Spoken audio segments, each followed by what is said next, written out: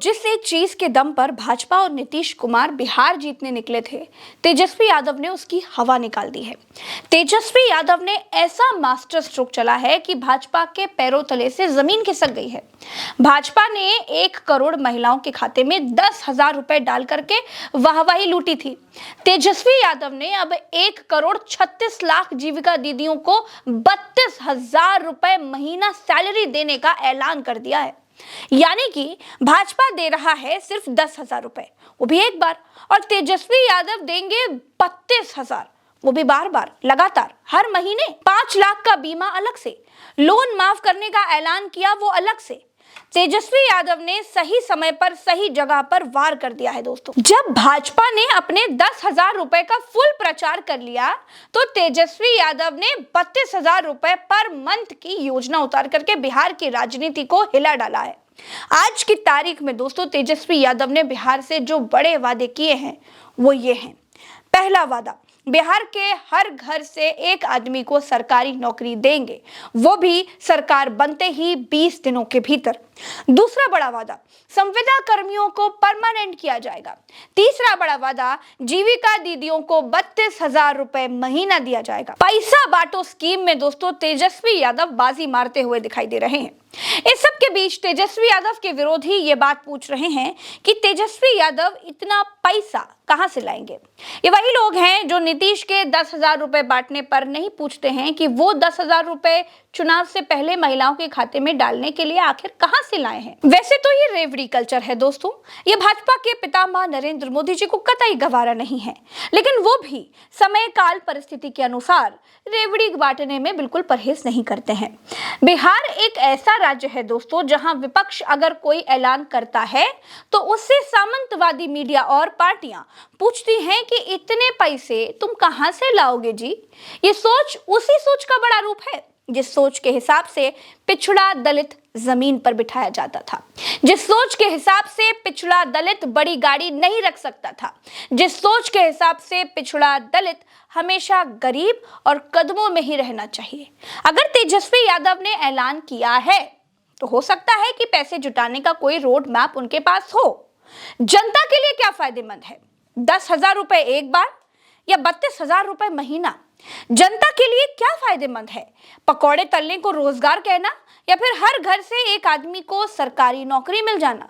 जनता के लिए क्या फायदेमंद है, संविदा कर्मियों के साथ जानवरों जैसा ट्रीटमेंट या फिर संविदा कर्मियों के पास परमानेंट जॉब की गारंटी? तय जनता को करना है। देखिए, तेजस्वी यादव थोड़े दिन के लिए डिप्टी सीएम बने तो उन्होंने कर दिखाया था। अगर आपकी नीयत साफ है, आप करना चाहते हैं, कि कोई भी काम मुश्किल नहीं है, और तेजस्वी यादव ने कोई बहुत अनोखी घोषणा नहीं की है, वो चाहेंगे तो इस चीज को कर सकते हैं। आप बाकी जगह भी पैसा तो लुटा रहे हैं। क्यों कह रही है कि वो तो गप मारते हैं बस? देखिए, बीजेपी को तो आप जानते हैं, यहाँ बीजेपी किस प्रकार से चुनाव लड़ती है, किस प्रकार से चुनाव में तामझाम करती है, वो किससे छुपा नहीं है। मैं विस्तृत रूप से आपको इसलिए, जीविका दीदी की बात हो या दूसरी योजनाओं की बात हो, मैं इसलिए आपको समझाना चाह रहा हूँ कि बिहार में जिस प्रकार से करप्शन है, जिस प्रकार से तमाम योजनाएं नहीं चल रही हैं, इसको मैं इसलिए, क्योंकि मैंने बारीकी से स्टडी किया है और उसी पे वार किया था भारतीय जनता पार्टी ने, उसी को हथियाने का और उसी पे कब्जा करने की कोशिश भारतीय जनता पार्टी ने की थी 10-10 हजार रुपए देके। लोगों को आश्चर्य हुआ था इस बात को कि ये तो 2-2.5 हजार में बहनों को खरीदने की बात करते थे, ये तो दिल्ली में फ्री यात्राएं करने की बात करते थे, 2.5 हजार की पेंशन देने की बात करते थे। आज तक दिल्ली में किसी बहनों को 2.5 हजार की पेंशन मिली नहीं है, बसों में और मेट्रो में फ्री उनका कार्ड बना नहीं है। तो ये तो शिगुफा छोड़ते हैं, इन पे लोग विश्वास नहीं कर रहे हैं, ना इनकी बातों को अब लोग सीरियस ले रहे हैं। एकाएक ये 10,000 रुपया बिहार में कैसे देंगे, इस पर सवाल उठ रहा था, इसीलिए इन्होंने पहले पैसा दिया और वो योजना के हिसाब से दिया, और आपने तो रोजगार के हिसाब से दिया। 10,000 में कौन सा रोजगार शुरू होगा, बहुत सारी चीजें हैं। मेरा कहने का मतलब यहाँ ये है कि इसको, इस योजना को और इस संगठन को तेजस्वी यादव भी बहुत अच्छे से समझते हैं, इसीलिए उन्होंने ये ब्रह्मास्त्र भारतीय जनता पार्टी के ऊपर मारा है, जो उन्होंने तीर छोड़ा था जिसको वो हो हल्ला कर। देखिए एक चीज और आप ध्यान में रखिए कि नीतीश कुमार ने कोई ना घोषणा की, ना उनकी तरफ से आवाज आई, ना उन्होंने कोई बात करी। ये तो भारतीय जनता पार्टी का एक बड़ा शिगुफा था।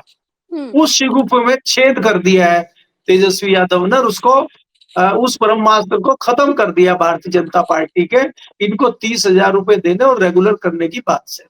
वो इन्होंने इसलिए किया कि वो कर सकते हैं, ये बहुत मुश्किल नहीं है।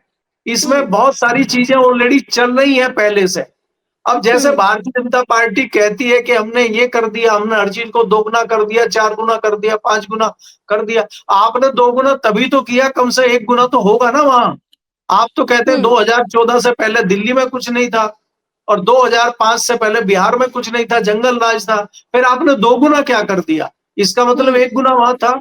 तो इसमें गुंजाइश है, जो ये जीविका दीदी की बात है, ये किया जा सकता है और ये वाजिब तरीके से तेजस्वी ने कहा है, वो इस चीज को कर सकते हैं और इसी से भारतीय जनता पार्टी बैकफुट पे चली गई। अब भारतीय जनता पार्टी को समझ नहीं आ रहा है कि इसकी काट हम क्या करें।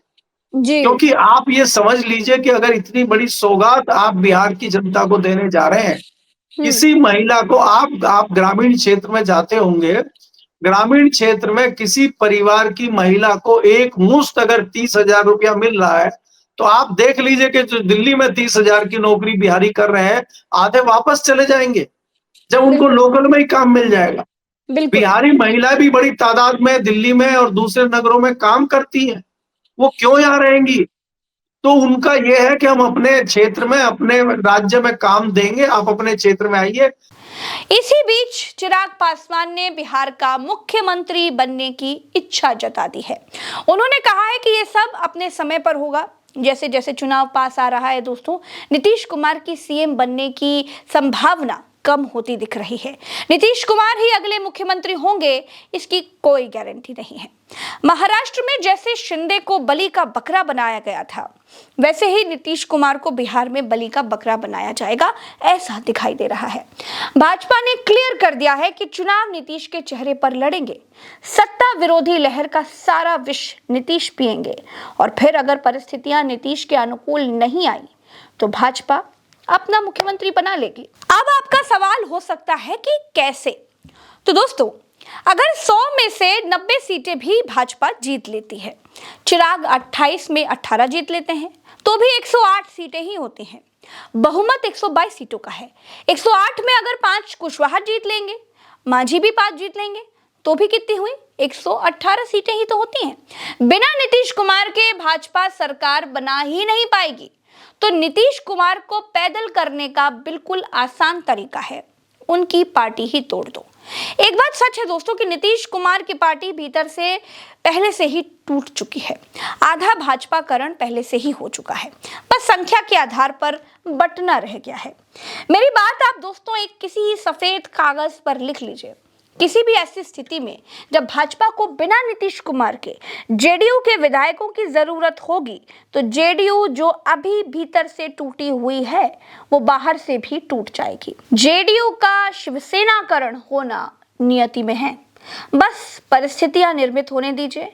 कोई पत्रकार इतना खुल करके नहीं बताएगा, लेकिन मैं डंके की चोट पर इस बात को कहती हूँ दोस्तों। इस वीडियो को आप देखिए। इसमें नीतीश कुमार मुजफ्फरपुर में औराई विधानसभा में एक रैली को संबोधित कर रहे थे। रमा निषाद नाम की एक महिला प्रत्याशी को बुलाया और उनके गले में गेंदा की माला डालने जा रहे थे। तभी जेडीयू के कार्यकारी जो अध्यक्ष हैं, मोदी के मुरीद संजय झा, उन्होंने नीतीश कुमार का हाथ पकड़कर रोक दिया। उनका कहना था कि माला हाथ में दीजिए, गले में मत डालिए। फिर नीतीश ने ऐसा करना चाहा और उसके बाद महिला के गले में ही माला डाल दी और हाथ पकड़ने वाले संजय झा को कहा कि तुम गजब आदमी हो यार, हाथ काहे करते हो। यहाँ बात ये नहीं है दोस्तों कि नीतीश ने महिला के गले में माला डाली। यहाँ बात ये है कि नीतीश कुमार को किस हद तक कंट्रोल किया जाता है, वो भी दिख गया। अब आप कर रहे हैं इसलिए हम कर दिए, अब आप करिए। लाइए ला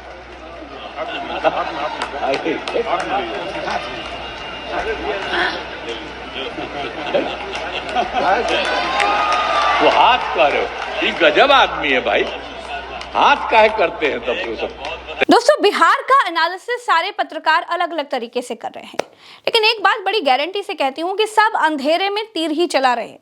मैंने आपको देखिए राजस्थान के चुनाव में बता दिया था कि कांग्रेस की हालत पतली है। मैंने आपको 2024 के चुनाव में ही बता दिया था कि भाजपा की स्थिति बहुत दयनीय है। हरियाणा के चुनाव में मैं गई नहीं थी, बिहार में मैं घूम रही हूं, लेकिन अभी तक ये कहीं से नहीं लग रहा है कि गठबंधन बहुत कमजोर स्थिति में है। लोगों को तेजस्वी यादव से नौकरी रोजगार के मायनों में बहुत ज्यादा उम्मीद है। बिहार में जातिवाद चरम पर है। अपर कास्ट का वोट तेजस्वी यादव को कभी नहीं मिलेगा। ये वोट भाजपा का था और रहेगा। दलित, पिछड़ा और अत्यंत पिछड़ा वोटर जो है वो इधर से उधर होगा, और जिधर ये वोटर होगा उधर ही सरकार बनेगी। दूसरी बात यह है दोस्तों कि जातिगत जनगणना के बाद यादवों को उनकी असली शक्ति का पता चल गया है। साथ ही आज की तारीख में गैर अपर कास्ट युवा तेजस्वी यादव की तरफ है, मुसलमान तेजस्वी यादव की तरफ है, यादव तेजस्वी की तरफ है। 1,36,00,000 महिला वोटर जो भाजपा और नीतीश कुमार 10,000 रुपए देकर के अपनी तरफ करने की कोशिश कर रहे थे, उनके सामने तेजस्वी यादव ने 32,000 रुपए महीने का विकल्प रख दिया है, जिससे भाजपा और नीतीश कुमार की अब राहें और मुश्किल हो गई हैं। 1,86,00,000 यादव हैं। इस बार की जनगणना से यादवों को अपनी असली शक्ति का पता चला है। 2 करोड़ के आसपास मुसलमान वोटर हैं। यादव और मुसलमान ही अगर एक हो गया तो 3 करोड़ वोटों का आंकड़ा हो जाएगा। बिहार में 1 करोड़ वोट हासिल कर लेने वाली पार्टी की सरकार आ जाएगी। महिलाओं के लिए 32,000 रुपए महीना का ऐलान जो तेजस्वी यादव ने किया है, इससे एक मुश्त भाजपा या फिर नीतीश कुमार को जाने वाले महिला वोट पर असर पड़ेगा।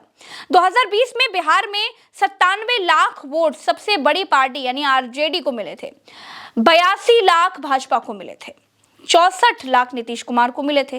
दस्तावेजों पर विपक्ष की लड़ाई आसान दिखाई देती है, रियल ग्राउंड की लड़ाई रिजल्ट में ही पता चलेगी।